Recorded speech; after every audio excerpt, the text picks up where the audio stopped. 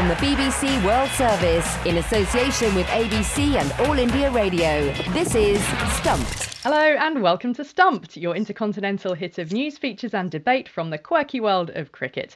I'm Alison Mitchell in London, where I've just about recovered from all the festivities of the coronation weekend. There were some street parties around my way, bunting strung up between the houses, a real festival atmosphere. I have to say I'm not going to be with you next week though, as I've accepted an invitation to go riding some horses in Uganda, a country I've never been to before, so I can't wait. I will of course report back to you on the show the week after, but you'll be left in very capable hands in my absence.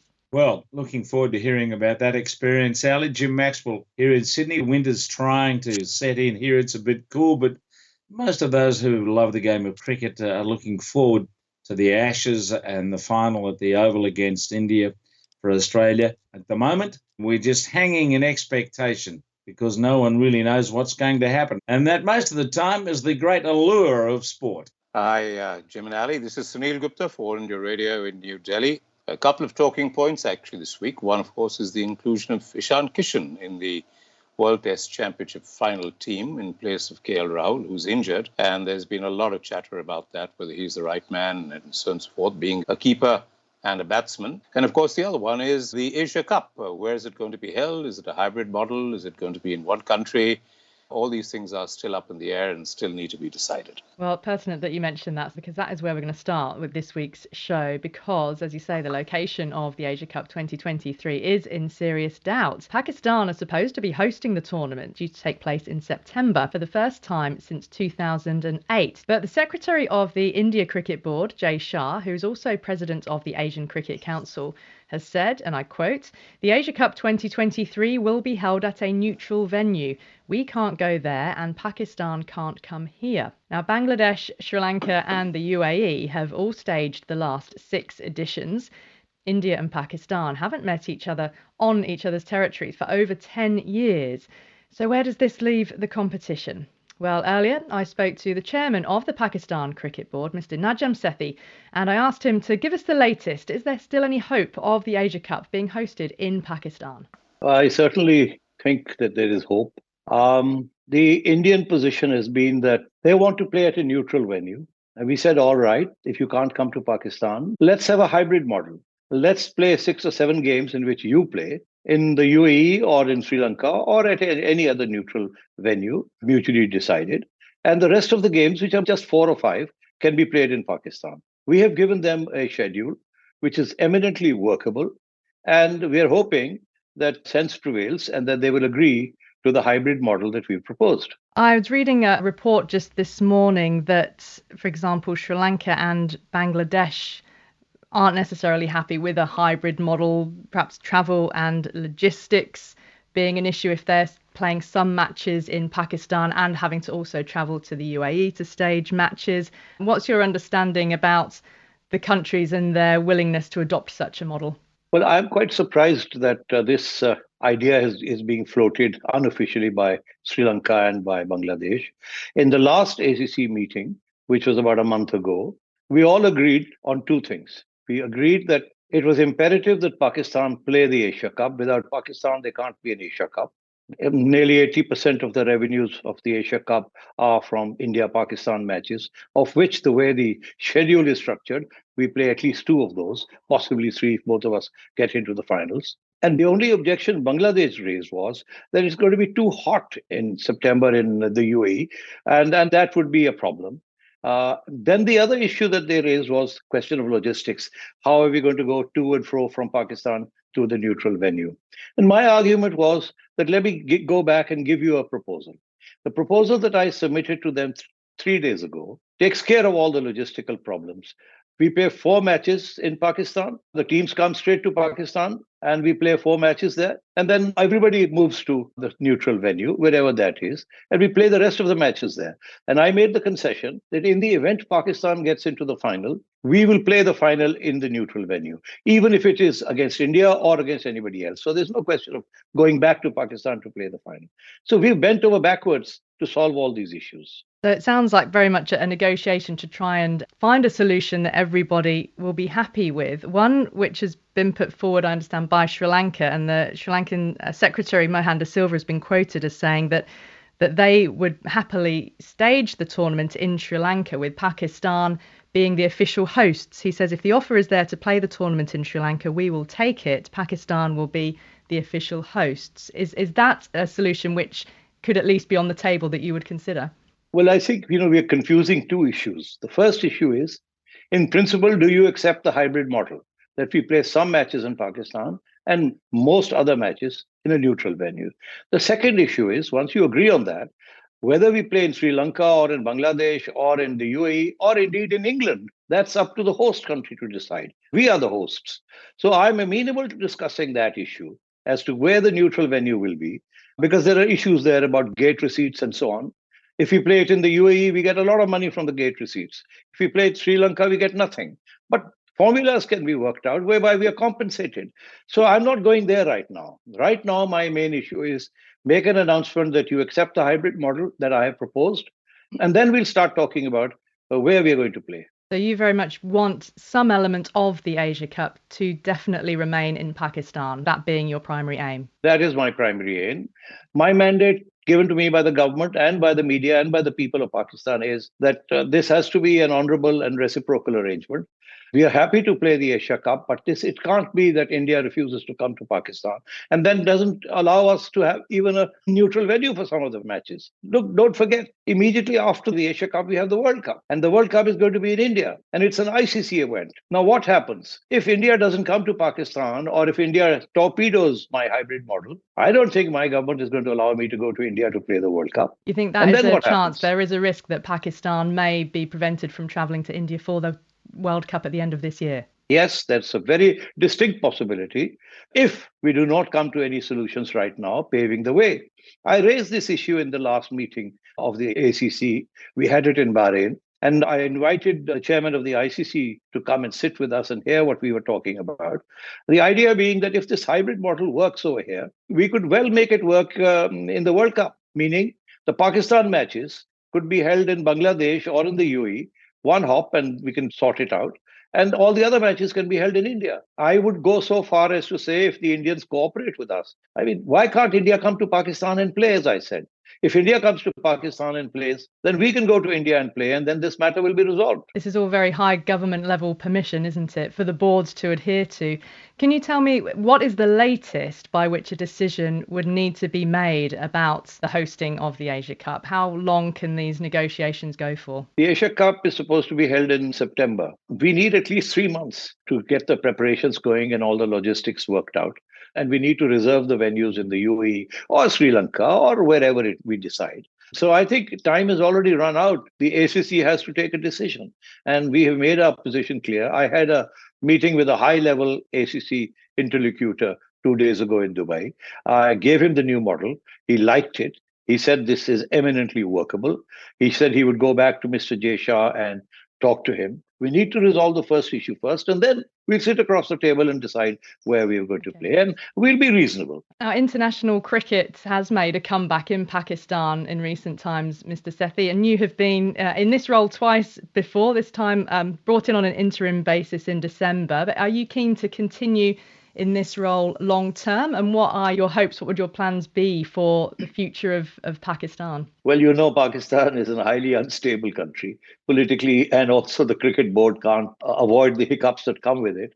Next month, I should be confirmed for a 3-year term as the PCB chairman. This is an interim arrangement. If that happens, then I think I will have some long-term plans to finish off with. And one of the long-term plans is to launch a women's league.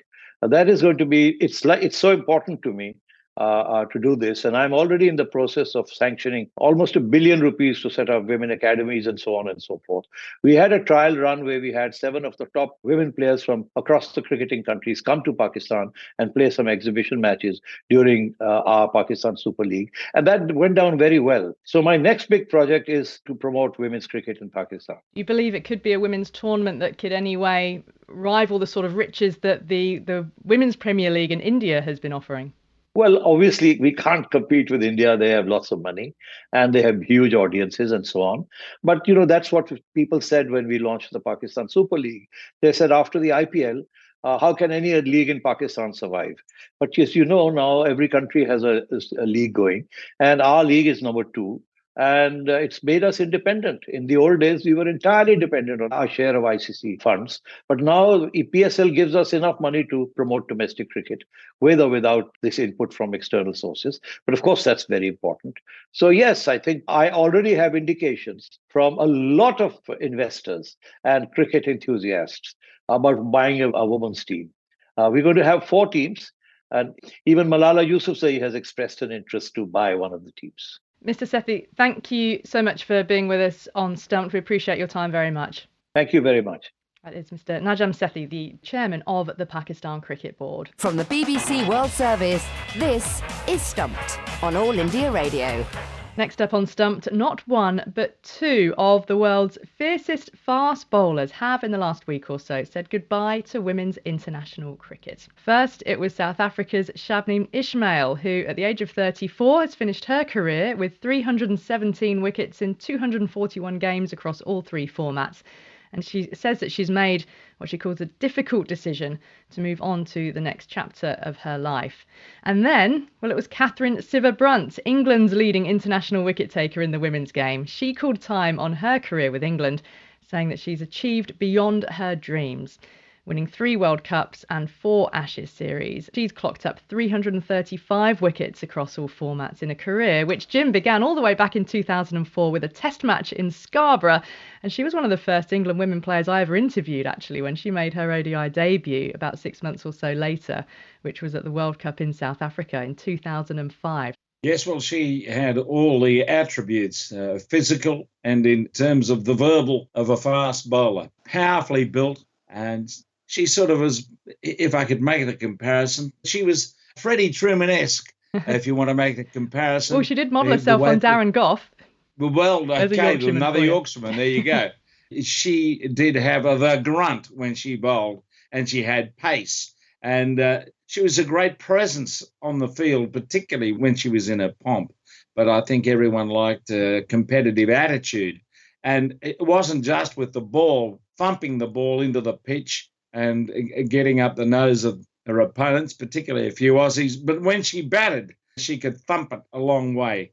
So she was a very useful all-rounder in many ways for England and a potent force. I enjoyed watching her play. She really did put in all the time, and so she'll be missed. And she has got an outstanding record behind her. So good luck with whatever else Catherine Sciver-Brunt does, but it's been fantastic to watch her in action. Great energy. Yeah, and I think using that word great, she goes down as a great, not just of England cricket, but of world cricket with the longevity of her career. When I met her in 2005, I met a player with a very quiet voice, believe it or not, and a massive heart. And that was the thing about Catherine, that the persona that you saw off the field was this caring, quietly spoken individual. But then with people that she was comfortable with, you know, she comes out of her shell. But when she steps over that white line and she goes onto the cricket field, you're just beguiled by this transformation. You know, she really put everything into her performances, and she was absolutely compelling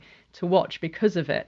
And then her impact off the field, she became the first contracted England player to talk publicly about her same-sex relationship, and that, of course, with teammate Nat Siver, who is now her wife. So her journey really has been one of both on-field and off-field, and certainly will feel like it's an England team missing something. Sunil, what are your memories? Well, I remember her playing India, of course, many, many times. But I'd just like to speak a little bit more about the other fast bowler who's retired, which is Shabnim Ismail, if I might, because I watched a couple of the games when she was here for the WPL. And she bowled one of the quickest deliveries ever bowled by a female bowler. It was quick. It was seriously quick. And she could bounce them as well as anybody else. So I must say that, you know, again, her longevity goes back to 2007. That's the first time she played a test match. And perhaps I think the only test match she's played for South Africa. I don't recall, but nevertheless, that was the first one. Like Catherine Sciver-Brunt, Shabnim Ismail has been in the South African team as a permanent fixture virtually for so many years, except for a couple of years when apparently there was some disciplinary problems and so on and so forth. But again, she was a stalwart, is a stalwart. And like all the people who've been around for such a long time, they become names that everybody talks about. She got very high price at the auction in the WPL, and rightly so. I think the old have a big role to play in moulding the new. And I hope that Catherine and Shabnim actually get into that particular role going forward, because women's cricket, we know, is at an inflection point. I think they have a huge role to play in terms of moulding future women cricketers. I mean, they both had a lot of similarities, didn't they, in their cricketing personas, Catherine Sciver-Brunt and Shabneen Ismail. And you talk about those fast deliveries. Ismail clocked 127.4 kilometres per hour at the T20 World Cup earlier this year, which has gone down as the fastest ball recorded at a Women's World Cup. And Brunt was bowling that kind of pace a decade ago. She was 124 Ks then, the fastest of all time in that particular era. But then injury slowed her down, and she had a really debilitating back injury. Her being taken off on a wheelchair at the 2018 T20 World Cup was a really, really low point and difficult time for her. But, she had to reinvent herself. And when the pace slipped away, it was the skills which really came to the fore. And I'm sure helped by the professionalism and the hours being able to dedicate into training, that she developed her own wobble ball. She developed the back of the handball and was able to perfect those deliveries. So, ever improving. Sometimes her passion spilled over, and I'm sure she'd be the first to admit that as well. But Ismail, like Brunt, wasn't the tallest of bowlers, which goes to show as well that you don't have to be, 6 foot tall in order to bowl fast and be uber competitive. But fierce speed, and the two of them really elevated the women's game because they were so compelling to watch. And I think probably one of the greatest accolades you can give is that, gone are the days when women's cricketers would say, I want to be Darren Gough, or I want to be Andre Nell in Ismail's case. There's bowlers in the game today who want to be Catherine Sciver-Brunt and they want to be Shabneen Ismail, and that is a sign of just where the game is at now. That's all we've got time for on Stumped here on All India Radio. Don't forget you can follow us on Twitter. We're at BBCWS Sports, and use the hashtag BBC Stumped. And check us out on YouTube as well. Go to the BBC World Service's YouTube channel and you'll find us there. My thanks to Sunil Gupta and to Jim Maxwell, and to you for listening. See you next week. Bye-bye.